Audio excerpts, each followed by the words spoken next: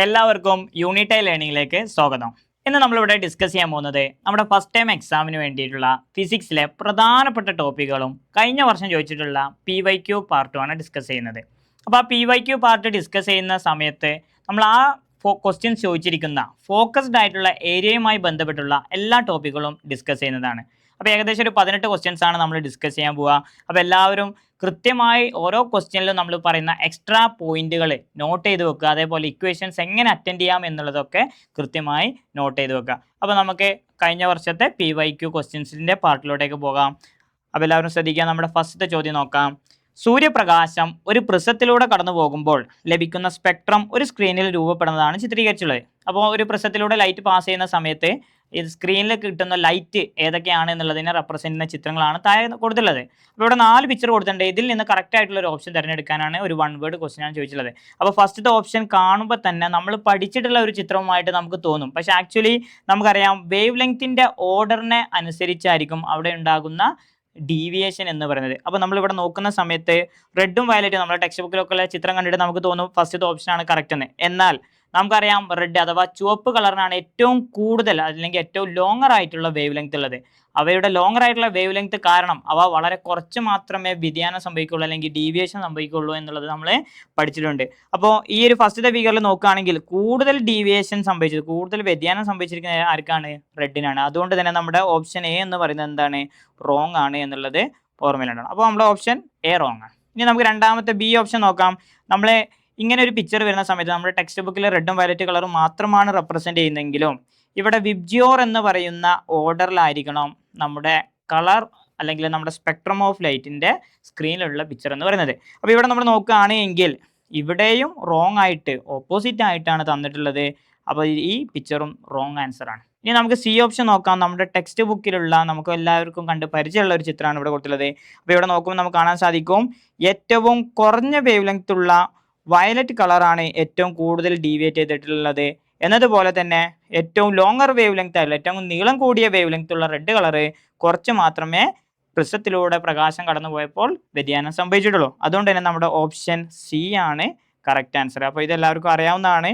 അപ്പോൾ option C ആണ് ഇവിടെ കറക്റ്റ് ആൻസർ എന്നുള്ളത് ഓർമ്മയിലുണ്ടാവണം. ഇനി ഓപ്ഷൻ ഡി നോക്കുകയാണെങ്കിൽ സൺലൈറ്റ് ഒരു പ്രിസത്തിലൂടെ കടന്നു പോകുമ്പോൾ സൺലൈറ്റ് കളറായിട്ട് തന്നെ കിട്ടുന്നു എന്ന് പറയുന്നു. അപ്പോൾ ഈ ഒരു സ്റ്റേറ്റ്മെൻറ്റ് അട്ടർലി എന്താണ്?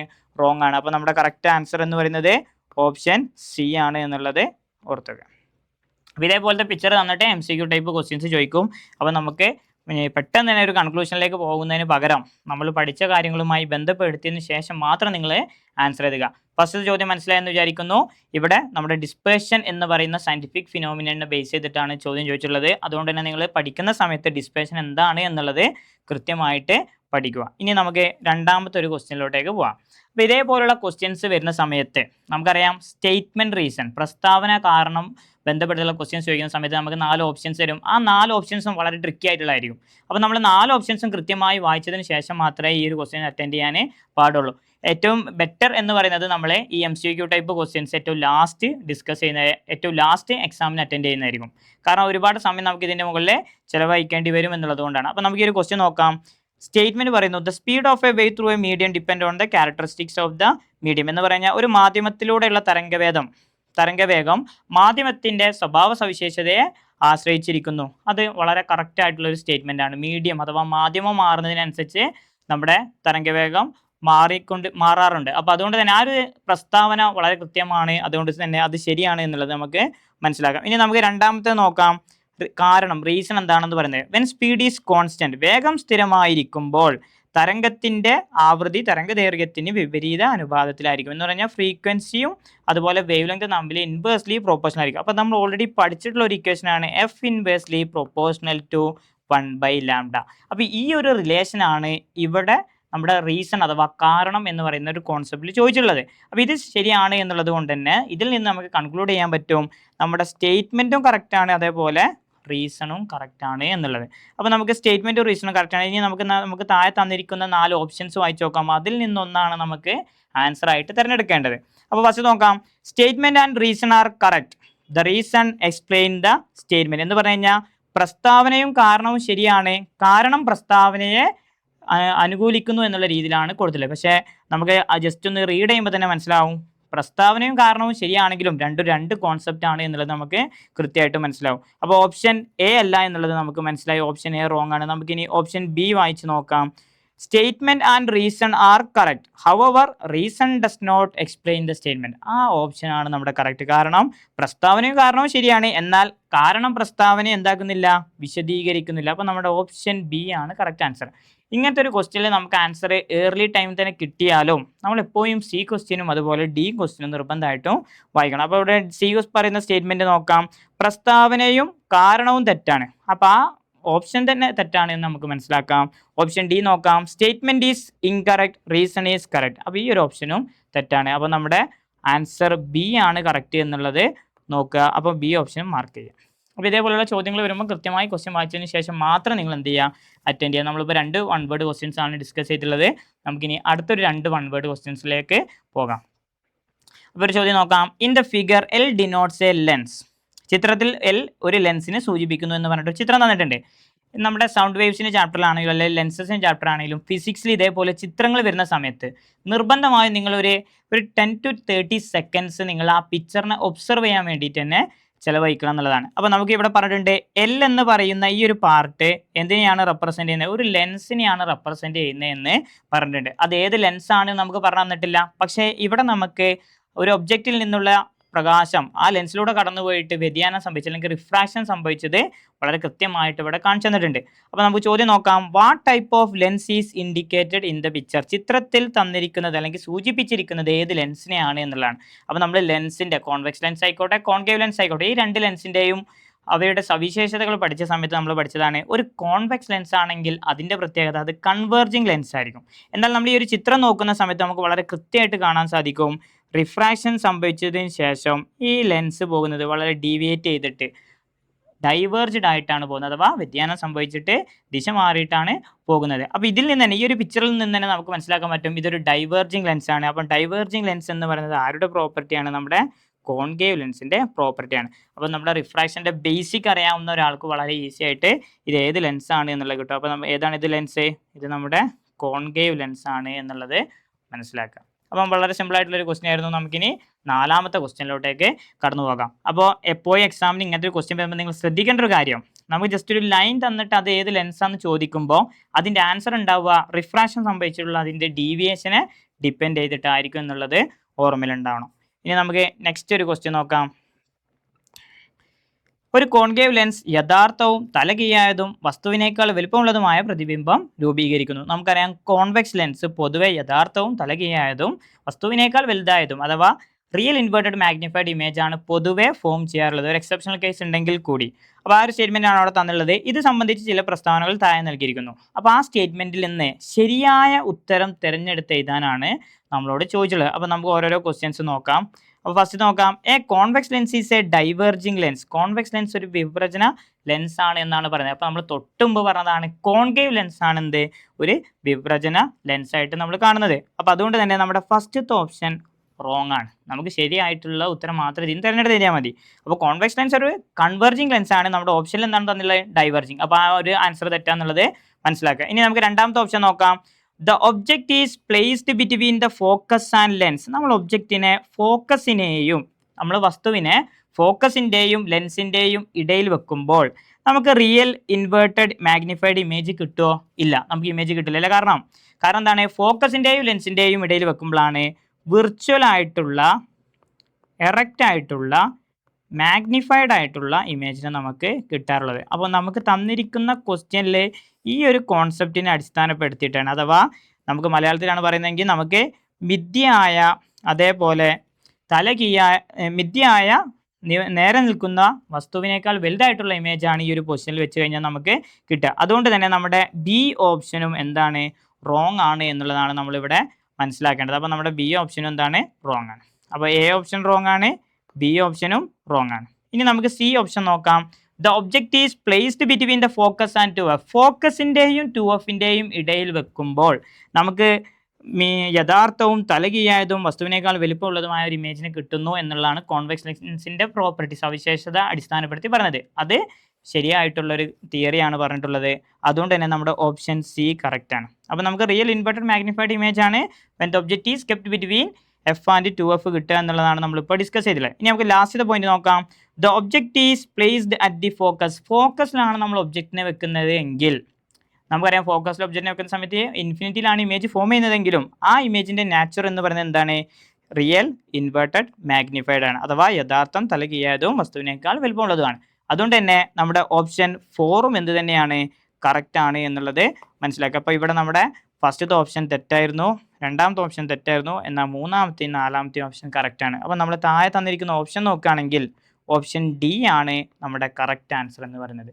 ഇത് ക്ലിയർ ആയെന്ന് വിചാരിക്കുന്നു. അപ്പോൾ ഓർമ്മയിൽ ഉണ്ടാകണം, കോൺവെക്സ് ലെൻസിൻ്റെയും കോൺകേവ് ലെൻസിൻ്റെയും നേച്ചറുകൾ തന്നിട്ട് ഇതിൽ ഏതൊക്കെയാണ് ശരി ഏതൊക്കെയാണ് തെറ്റ് എന്നുള്ള രീതിയിലുള്ള ക്വസ്റ്റ്യൻസ് നമുക്ക് ചോദിക്കാൻ സാധ്യതയുണ്ട്. അപ്പോൾ കോൺവെക്സ് ലെൻസിൻ്റെയും കോൺകേവ് ലെൻസിൻ്റെയും ഓരോ ഇമേജിൻ്റെ പ്രതിബിംബത്തിൻ്റെ സ്വഭാവങ്ങൾ നിർബന്ധമായിട്ടും പഠിച്ചു വെക്കുക. അതെങ്ങനെയാണ് കണ്ടെത്തുക എന്നുള്ളതിനെക്കുറിച്ചുള്ള ചിത്രം വരക്കുന്നതും നിങ്ങൾ കൃത്യമായിട്ട് മനസ്സിലാക്കണം. ഓക്കെ, നമുക്കിനി അടുത്തൊരു ക്വസ്റ്റ്യനിലോട്ടേക്ക് പോകാം.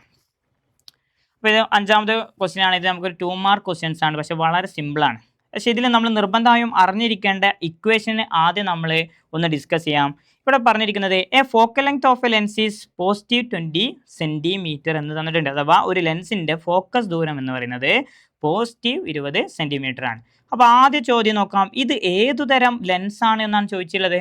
അപ്പോൾ നമുക്ക് ഒരു ഫോക്കൽ ലെങ്ത് അല്ലെങ്കിൽ ഒരു ഫോക്കസ് ദൂരം തന്നിട്ട് അത് ഏത് ലെൻസാണ് എന്ന് നമ്മൾ എങ്ങനെയാണ് ഐഡൻറ്റിഫൈ ചെയ്യുക? അപ്പോൾ നമ്മൾ പഠിച്ചിട്ടുള്ള സംഭവമാണ്, ഫോക്കൽ ലെങ്ത് എന്ന് പറയുന്നത് പോസിറ്റീവ് ആണെങ്കിൽ അതൊരു കോൺവെക്സ് ലെൻസ് ആയിരിക്കും. ഈ ഒരു തിയറി നമ്മൾ പഠിച്ചതാണ്, പഠിക്കാത്തവർ ശ്രദ്ധിക്കുക. ഇനി ഫോക്കൽ ലെങ്ത് എന്ന് പറയുന്നത് നെഗറ്റീവ് വാല്യൂ ആണ് എങ്കിൽ ആ ലെൻസ് എന്ന് പറയുന്നത് ഏത് ലെൻസായിട്ടായിരിക്കും?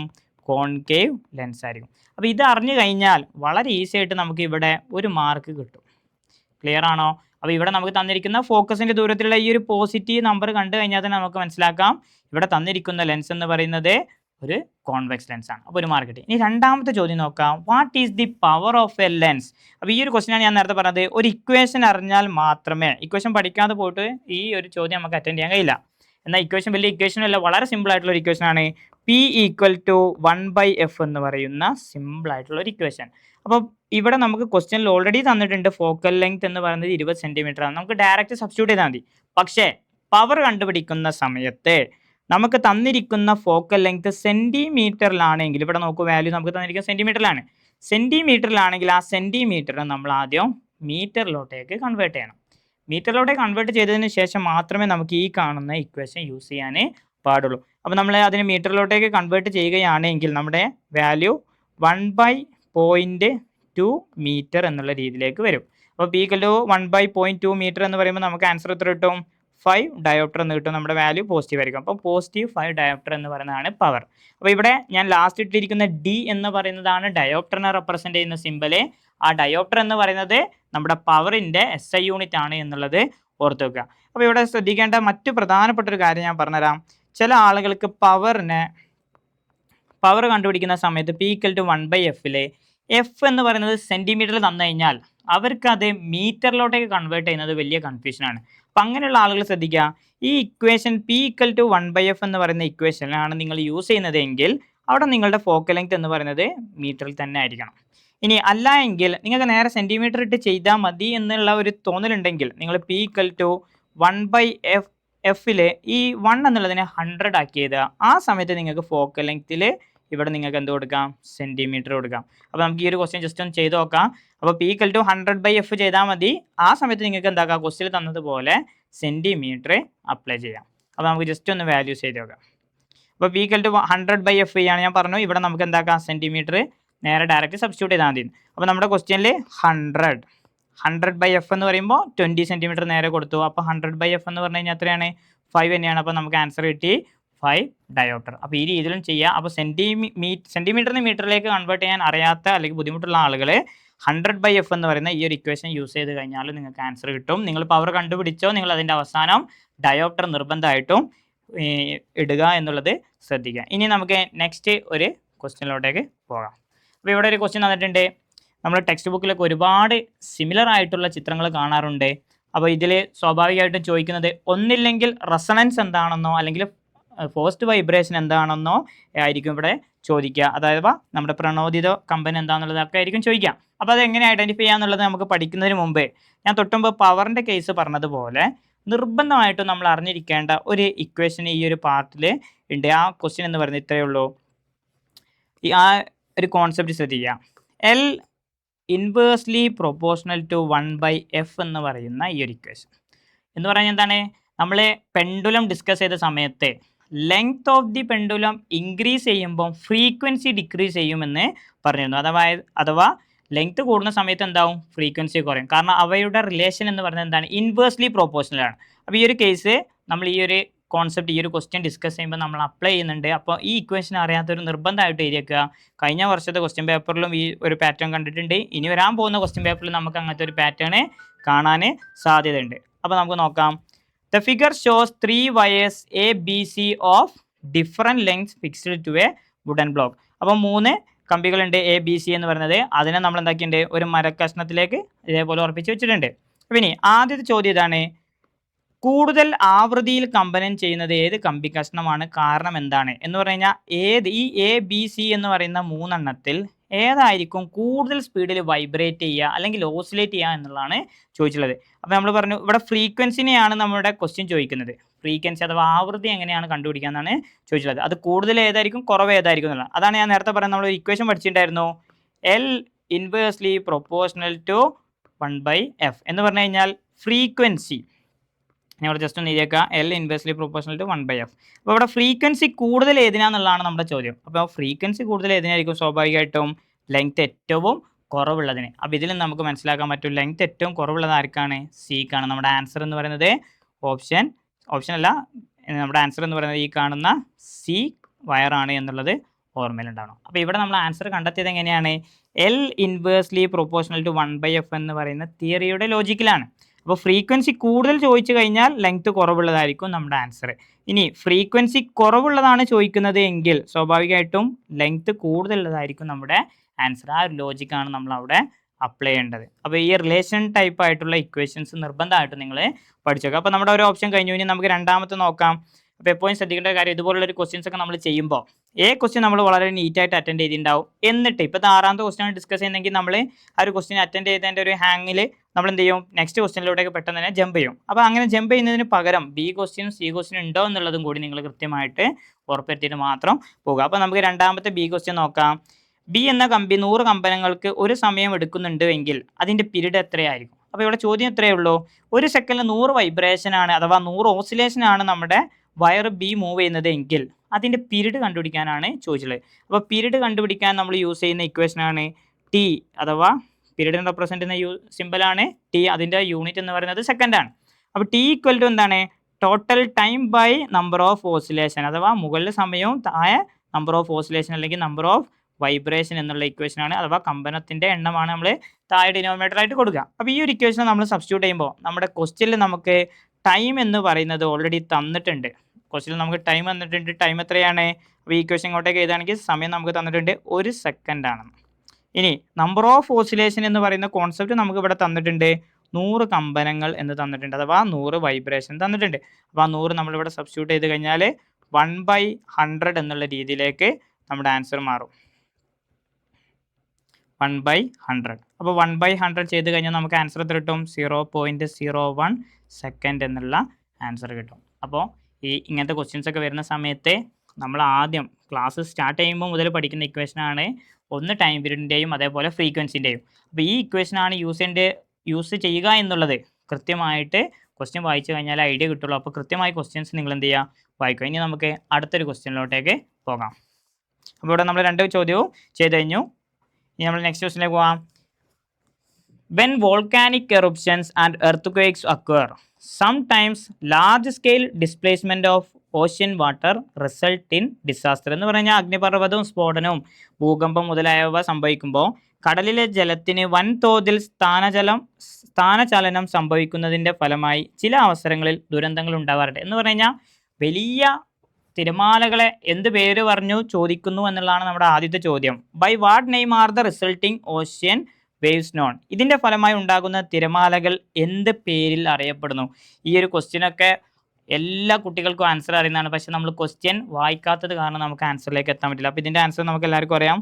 സുനാമി എന്ന് പറയുന്നതാണ് ആ ദുരന്തത്തിൻ്റെ, ആ ഡിസാസ്റ്ററിൻ്റെ പേര്. ഇനി നമുക്ക് രണ്ടാമത്തെ ക്വസ്റ്റ്യൻ നോക്കാം. ഈ ദുരന്തത്തിൽ നിന്ന് രക്ഷപ്പെടാൻ what measures can be taken to escape from this disaster. ഈ ഡിസാസ്റ്ററിൽ നിന്ന് എസ്കേപ്പ് ചെയ്യാൻ നമുക്ക് എന്തൊക്കെ കാര്യങ്ങൾ ശ്രദ്ധിക്കാം എന്നുള്ളതാണ്.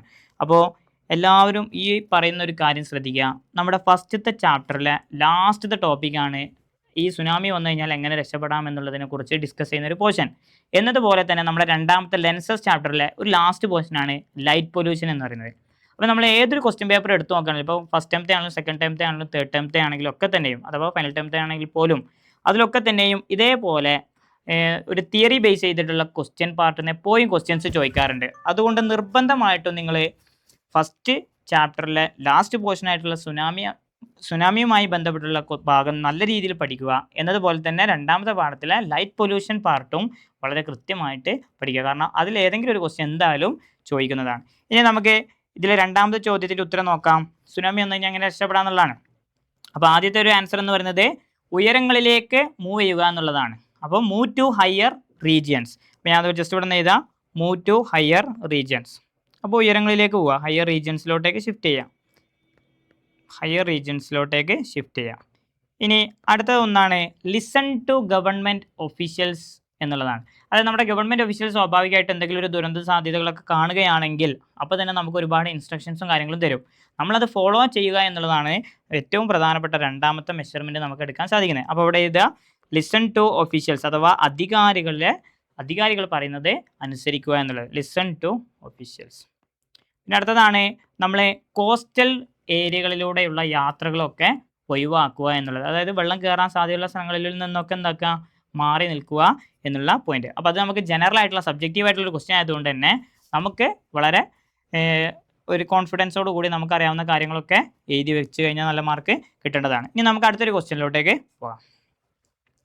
അപ്പോൾ ഇങ്ങനത്തെ ന്യൂമറിക്കൽസ് ക്വസ്റ്റ്യൻസ് വരുമ്പോഴാണ് സ്വാഭാവികമായിട്ടും ഏതൊരു സ്റ്റുഡൻറ്റോ ആകെ കൺഫ്യൂസ്ഡ് ആവുക. പക്ഷേ ആക്ച്വലി ന്യൂമറിക്കൽ ക്വസ്റ്റ്യൻസ് വരുന്ന സമയത്ത് ആ ക്വസ്റ്റ്യൻ്റെ ആൻസർ ആ ക്വസ്റ്റ്യനിൽ തന്നെ ഉണ്ടാകും എന്നുള്ളതാണ്. അപ്പോൾ അതെങ്ങനെയാണ് കണ്ടെത്തുക എന്നുള്ളതാണ് നമ്മളിവിടെ ഡിസ്കസ് ചെയ്യാൻ പോകുന്നത്. ഇവിടുത്തെ ഒരു ചോദ്യം നല്ല രീതിയിൽ വായിക്കണം. എ ബാറ്റ് പ്രൊഡ്യൂസേഴ്സ്, ഒരു വവ്വാല് ശബ്ദതരംഗങ്ങൾ പുറപ്പെടുവിക്കുന്നുണ്ട്, and receives the reflected wave from an insect 0.1 second later. അപ്പോൾ അതൊരു പ്രാണിയെ തട്ടുകയും അതിൽ നിന്ന് 0.1 സെക്കൻഡ് കഴിഞ്ഞ് പ്രതിപതന തരംഗം സ്വീകരിക്കുകയും ചെയ്യുന്നുണ്ട്. പിന്നെ വായുവിൽ അഥവാ എയറിലുള്ള നമ്മുടെ സൗണ്ടിൻ്റെ വേഗത ഇവിടെ തന്നിട്ടുണ്ട് 350 മീറ്റർ പെർ സെക്കൻഡ് എന്ന്. അങ്ങനെയാണെങ്കിൽ പ്രാണി വവ്വാലിൽ നിന്ന് എത്ര അകലെയാണ് എന്നുള്ളതാണ് ചോദ്യം. How far away is the insect എന്നുള്ളതാണ് ചോദ്യം. അപ്പോൾ ഇവിടെ നമുക്ക് സൗണ്ട് പ്രൊഡ്യൂസ് ചെയ്യുന്ന ഒരു സോഴ്സ്, ഒരു ഉറവിടവും തന്നിട്ടുണ്ട്. അതേപോലെ അത് റിഫ്ലക്റ്റ് ചെയ്ത് തിരിച്ചു വരുന്ന ഒരു കോൺസെപ്റ്റ് നമ്മുടെ ക്വസ്റ്റ്യനിൽ തന്നിട്ടുണ്ട്. അപ്പോൾ ഇവിടെ നമ്മൾ കണ്ടുപിടിക്കാൻ പറഞ്ഞിരിക്കുന്നത് ഡിസ്റ്റൻസ് ആണ് കണ്ടുപിടിക്കാൻ പറഞ്ഞിട്ടുള്ളത്. എന്തിൻ്റെ ഇടയിലുള്ള ഡിസ്റ്റൻസ്? നമ്മുടെ ബാറ്റിൻ്റെയും അതേപോലെ ആ ഇൻസെക്റ്റിൻ്റെയും ഇടയിലുള്ള ഡിസ്റ്റൻസ്. അപ്പോൾ നമുക്കറിയാം ഡിസ്റ്റൻസ് കണ്ടുപിടിക്കാൻ വേണ്ടി നമ്മൾ ഇങ്ങനെ ഒരു ഇക്വേഷൻ പഠിച്ചിട്ടുണ്ടായിരുന്നു, D=VT/2 എന്ന് പറയുന്ന ഒരു ഇക്വേഷൻ. അപ്പോൾ ഇവിടെ റിഫ്ലക്ഷൻ പ്രതിപതനം വരുന്നത് കൊണ്ടാണ് നമ്മൾ ഈ ഒരു ഇക്വേഷൻ യൂസ് ചെയ്യുന്നത് എന്നുള്ളത് മനസ്സിലാക്കുക. ഇനി ഇതിൽ വിയും അതേപോലെ ടൈമും, വി എന്തിനാണ് റെപ്രസെൻറ്റ് ചെയ്യുന്നത്? സ്പീഡ് ഓഫ് വേവിനെ. ആ സ്പീഡ് ഓഫ് വേവിനെ റെപ്രസെൻറ്റ് ചെയ്യുന്ന വാല്യൂ ഏതാണെന്നും ടൈമിനെ റെപ്രസെൻറ്റ് ചെയ്യുന്ന വാല്യൂ ഏതാണെന്നും ഒരാൾക്കും കൺഫ്യൂഷൻ വേണ്ട. നമ്മൾ ജസ്റ്റ് അതിൻ്റെ SI യൂണിറ്റുകൾ മാത്രം ക്വസ്റ്റ്യനിൽ നോക്കിയാൽ മതി. നമുക്കറിയാം എസ് എന്ന് പറയുന്ന സെക്കൻഡ് എന്ന് പറയുന്ന SI യൂണിറ്റ് ആർക്കുള്ളതാണ്? സമയത്തിനുള്ളതാണ്. അപ്പോൾ ഇവിടെ ടീനെ റെപ്രസെൻറ്റ് ചെയ്യുന്ന വാല്യൂ ആണ് 0.1 സെക്കൻഡ് എന്ന് പറയുന്നത്. ഇനി ഇവിടെ 350 മീറ്റർ പെർ സെക്കൻഡ് എന്ന് പറഞ്ഞിട്ടുണ്ട്, നമ്മൾ പഠിച്ചതാണ്. മീറ്റർ പെർ സെക്കൻഡ് എന്ന് പറയുന്നത് സ്പീഡിൻ്റെ യൂണിറ്റ് ആണ്. അപ്പോൾ ആ യൂണിറ്റ് ജസ്റ്റ് ഒന്ന് ഐഡൻറ്റിഫൈ ചെയ്ത് കഴിഞ്ഞാൽ തന്നെ ഇതിലുള്ള വാല്യൂസ് എവിടെയാണ് സബ്സ്റ്റിറ്റ്യൂട്ട് ചെയ്യേണ്ടത് എന്നുള്ളതിനെ കുറിച്ച് നല്ലൊരു ഐഡിയ കിട്ടും. അപ്പോൾ D=VT/2 വാല്യൂസ് നമുക്കറിയാം. അപ്പോൾ നമ്മൾ സബ്സ്റ്റിറ്റ്യൂട്ട് ചെയ്യുകയാണെങ്കിൽ 350 × 0.1/2 എന്നുള്ളത് വരും. അപ്പോൾ 350 × 0.1 എന്ന് പറഞ്ഞു കഴിഞ്ഞാൽ നമുക്ക് ആൻസർ കിട്ടും 35/2. ആൻസർ നമുക്ക് കിട്ടും 17.5 മീറ്റർ എന്നിട്ടാണ്. കാരണം നമ്മൾ കണ്ടുപിടിക്കുന്നത് എന്താണ്? ഡിസ്റ്റൻസ് ആണ്. ഡിസ്റ്റൻസ് കണ്ടുപിടിച്ചാൽ ഡിസ്റ്റൻസിൻ്റെ യൂണിറ്റ് ആയിട്ടുള്ള മീറ്റർ അവിടെ ഇടണം. ഇത് വളരെ സിമ്പിൾ ആയിട്ടുള്ള ക്വസ്റ്റ്യൻസ് ആണ്. ഈ ക്വസ്റ്റ്യൻ നമുക്ക് അറ്റൻഡ് ചെയ്തിട്ട് മാർക്ക് കിട്ടാൻ ഒരു തടസ്സമില്ല. നമുക്ക് ആകെ അറിയാത്ത എന്തായിരിക്കും? ഏത് ഇക്വേഷനാണ് അപ്ലൈ ചെയ്യുക എന്നുള്ളതാണ്. അപ്പോൾ നമുക്ക് ഇതേപോലെ സൗണ്ട് പ്രൊഡ്യൂസ് ചെയ്യുന്ന ഒരു സോഴ്സും അതേപോലെ റിഫ്ലക്റ്റ് ചെയ്യുന്ന ഒരു സർഫസുമായി ബന്ധപ്പെട്ടിട്ട് അവയുടെ ഇടയിലുള്ള ഡിസ്റ്റൻസ് കണ്ടുപിടിക്കാൻ ചോദിച്ചു കഴിഞ്ഞാൽ നമുക്ക് ഈ ഇക്വേഷനാണ് യൂസ് ചെയ്യേണ്ടത് എന്നുള്ളത് ഓർമ്മയിലുണ്ടാവണം. അപ്പോൾ നമ്മൾ 8 ക്വസ്റ്റ്യൻസ് ആണ് ഡിസ്കസ് ചെയ്തിട്ടുള്ളത്. നമുക്കിനി അടുത്തൊരു ക്വസ്റ്റ്യനിലോട്ടേക്ക് പോവാം. What type of A mechanical wave is sound wave? What is the characteristics of motion of particles in A medium when this wave pass through it എന്നുള്ളതാണ് ചോദ്യം. അപ്പോൾ ശബ്ദതരംഗം ഏത് തരം യാന്ത്രിക തരംഗമാണ് എന്നുള്ളതും ഈ തരംഗം ഒരു മാധ്യമത്തിലൂടെ കടന്നു പോകുമ്പോൾ മാധ്യമത്തിലെ കണികകളുടെ ചലനത്തിന് സവിശേഷത എന്താണെന്നുള്ളതാണ് ചോദ്യം. അപ്പോൾ നമ്മുടെ ചാപ്റ്ററിൻ്റെ പേര് തന്നെ സൗണ്ട് വേവ്സ് എന്നാണ്, ശബ്ദ തരംഗങ്ങൾ എന്നുള്ളതാണ്. ആ ശബ്ദതരംഗം ഒരു യാന്ത്രിക തരംഗമാണെന്ന് നമുക്കറിയാം, അത് ഏതാണ് എന്നുള്ളതാണ് ഇവിടെ ചോദിച്ചിട്ടുള്ളത്. അപ്പോൾ അതിൻ്റെ ആൻസർ നമുക്ക് എല്ലാവർക്കും അറിയാം, ലോങ്ങിറ്റ്യൂഡിനൽ വേവ് ആണ്.